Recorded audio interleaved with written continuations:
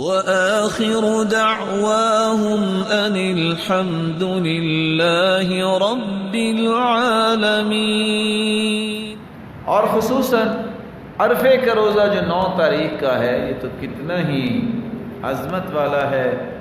یکفر السنتین ماضیۃ ومستقبلا، اللہ عز وجل 2 سال کے گناہوں کو معاف کر دیتے ہیں، 1 سال جو گزر چکا اور 1 سال جو آنے والا ہے۔ تاجر اپنے پروفٹ کے بارے میں ہر وقت فکر رکھتا ہے۔ تاجر بنے آپ، یہ حدیثیں سنا کے تیار کریں لوگوں کو بھی، 10 لوگوں کو، 20 سالہ نوجوان 10 لوگوں کو تیار کرے بھی روزہ رکھو، افطاری میرے پاس کرو۔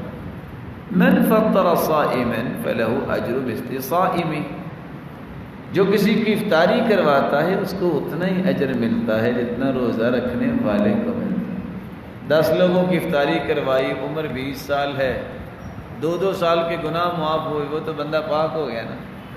لیکن یہ باتیں سوچے گا تو وہی جس کو ایسا کرنا ہے